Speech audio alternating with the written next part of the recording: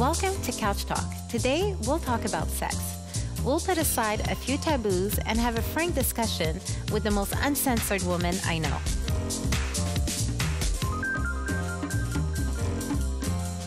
I'm Dr.Laurie. I'm a clinical psychologist. I'm a talk show host. I specialize in sexuality.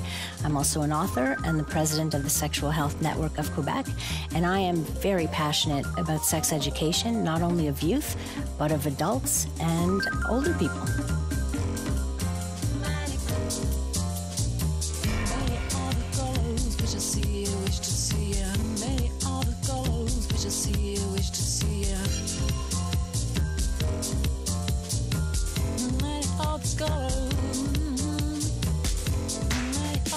Dr. Betito, can I call you Laurie? Yes, please do.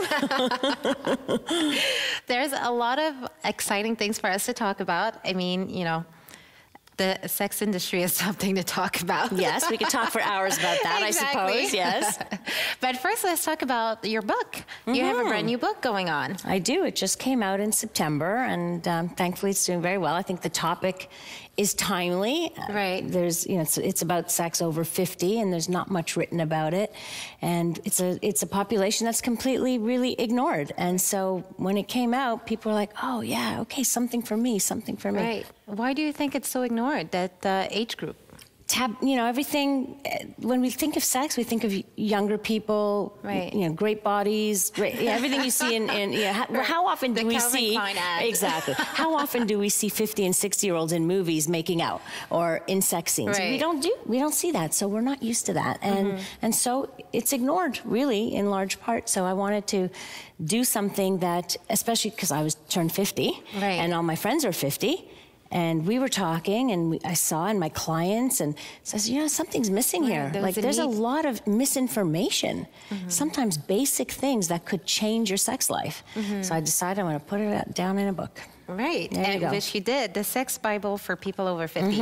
And it's quite a graphic book as well. Yes, people have called it erotic, not right? Not so pornographic, but erotic. Erotic, right?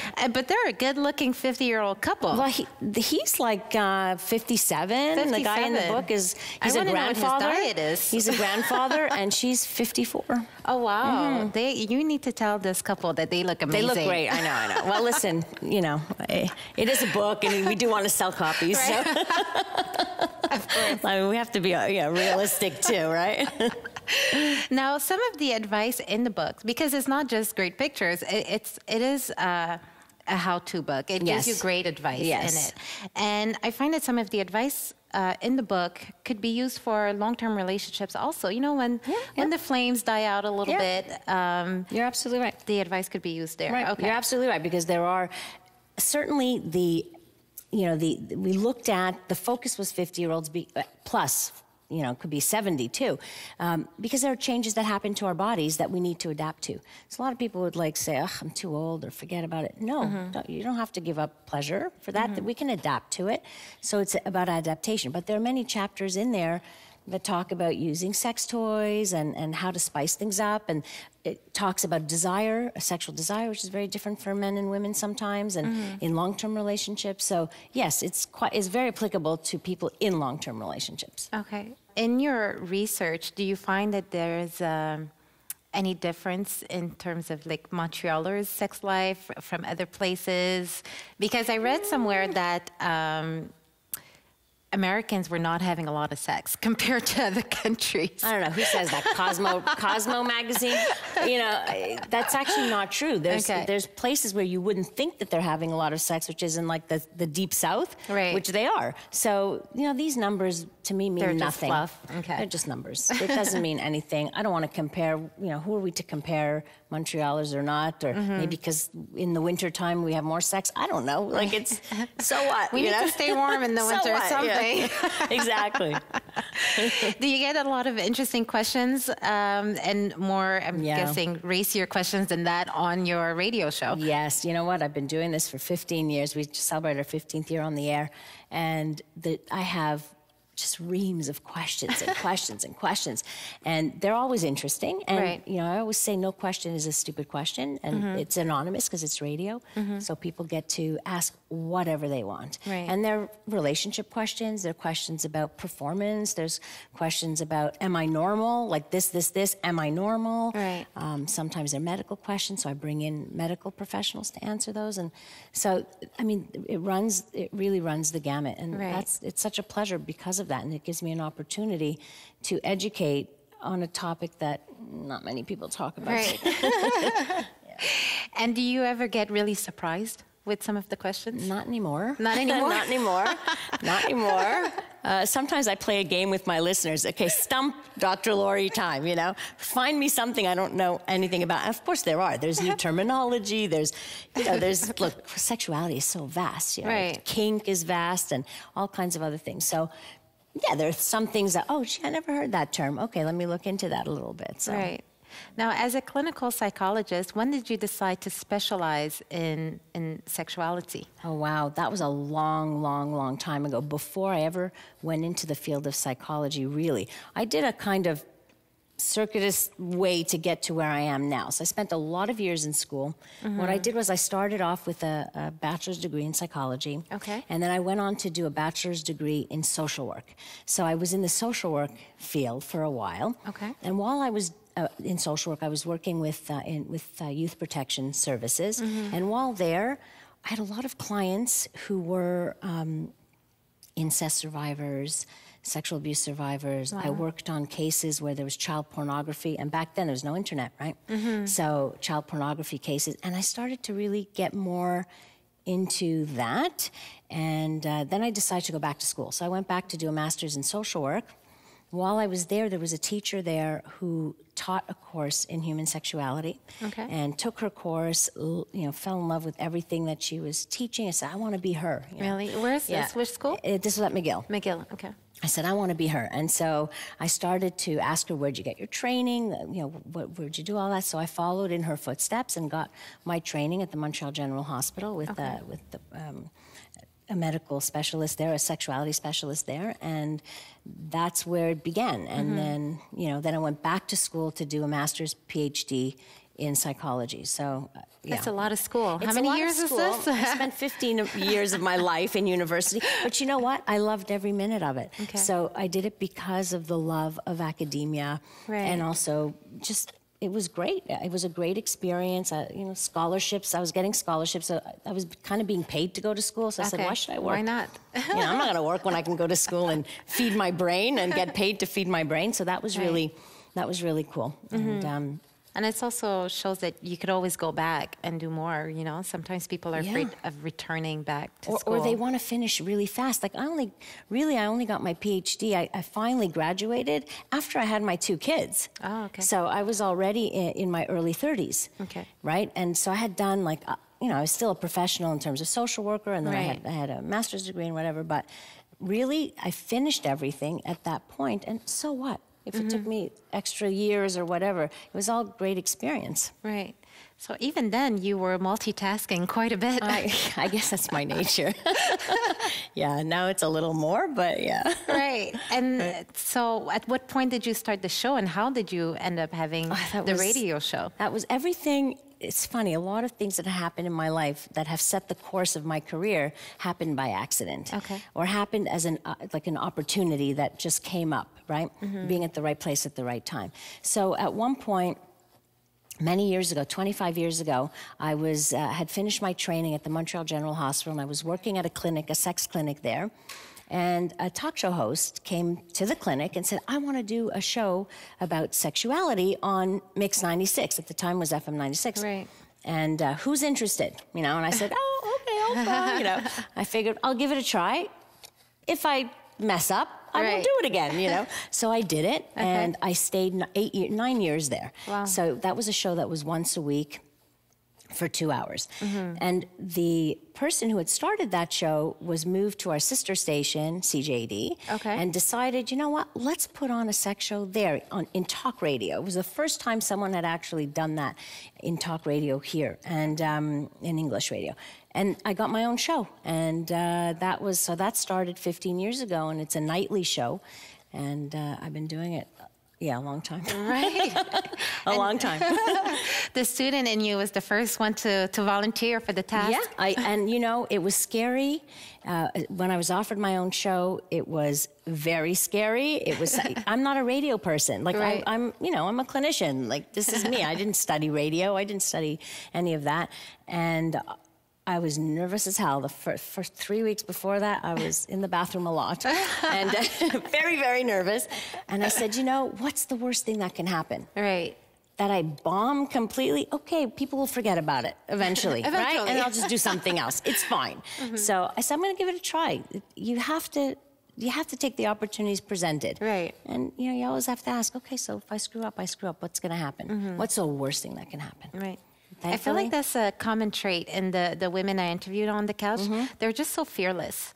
I mean, the fear was there, but they don't let it stop them. Exactly. You know? And they still tried, and they still volunteered, and they did what they love, and it somehow the path led them to where they are now. And it's not that I wasn't scared. In many things that I've tried, I was scared.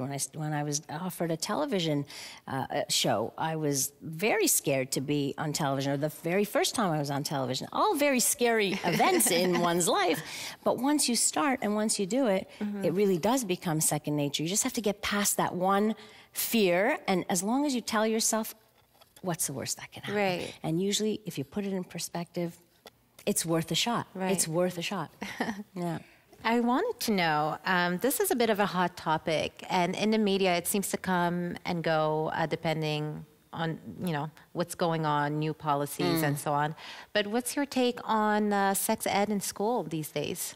That's a very hot topic and a very kind of complicated issue in many ways. We don't have mandatory sex education in our Quebec high schools just yet.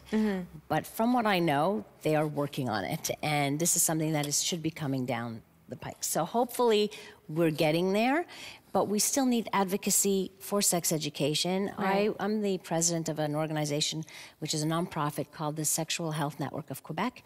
And we advocate for sex education in schools, and we provide free sex education in schools.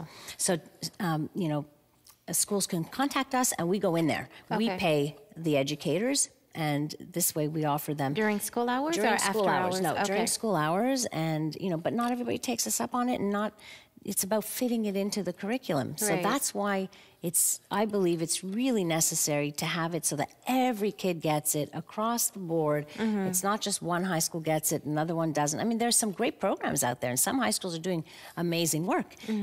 But you need people who are trained and people who want to do it and who are comfortable teaching it. So I think we're moving in the right direction. I hope it happens in my lifetime. Hopefully. And I'm kidding, of course. And better. Yeah. Next few years. I would say the next few years, yeah. I mean, it's valuable information. But what about people who, maybe for cultural or religious reason, they just feel like that's something that should be taught at home, or maybe the kids are too young at a certain age to have this type of information? Unfortunately, the parents are not in a position to make that decision exactly, because they think they're too young. But if we look at the reality of what's out there and what the kids are exposed to, parents aren't, you know, they're not really necessarily so aware that their kids are already exposed to pornography and all kinds of stuff outside of the home. And they're thinking, oh, I want to keep my child innocent. But they're doing a disservice to their child, because information does not lead to action. Just because you educate about sexuality or how to put on a condom or whatever else doesn't lead to actually doing it. In fact, the opposite is true. Studies have shown that kids who know, who have information, whose parents talk to them about sex, delay their sexual activity. So the evidence is there, and it's evidence-based. And we have to follow that if your child opts out of it or you don't want your child to do it, I guess there's nothing we could do. But it is part of, it should be part of, and it will be, like geography, like history. Are you going to tell your kids you can't go to history class because you don't like what they're teaching in terms of creationism, for example, or creation theory, or whatever it is, or evolution, because, you know, you don't believe in it? Right. You know what I mean? So who's the judge here? We have to allow the educators to do their job. Right. Exactly. As parents, we're the ones responsible for teaching the values. But the information comes from the school without the bias of values, right? Just present the information as it is and have the parents teach the values. Right. That's a good point. Yeah. Now, with everything that you've learned in the past 15, 20 years, because you've been on TV, on the radio for that long, with everything you know now, what advice would you give your younger self? Oh, my younger self followed this path, so I would say good for you, young self, for taking the chance, and even though you were scared, and you know, and so I have a lot of mentees, if you will, so people who contact me who say, I want to do what you're doing, I want to follow kind of that kind of thing. So I teach them, specialize, find something you're passionate about, something you really love to do, and explore that. There are many avenues. It's not just one thing. Go just in an office or whatever. You can write, you can do magazines, you can blog, there's so many ways to spread your knowledge and have access to people. For me, it's a huge privilege to be able to talk to thousands of people every night, to be able to dispel myths, misconceptions, and just have open dialogue about sexuality, which, you know, not too many people do that. So it's great. So they should just find something and specialize in it, and then see what venues are available to them too. Yes, find a passion, and with that passion will come opportunities, and don't ever say no to an opportunity. Right. Take it up, even if you think you can't do it, because what stops us is our own fear of ourselves in terms of, oh, I'm not going to be able to do that, or I can't do that kind of thing, you know. Well, why can't you? Right. You could try, you know, and then see, and then you can say I can't, but first try it. Before you say that. Well, that's amazing advice, and advice that I sometimes have to remind myself as well. So thank you so much for joining us on the couch today. Thank you for the book. Thanks for having all the me. information. My pleasure. And thank you to you guys for joining us on another racy episode of Couch Talk, and we will see you next time.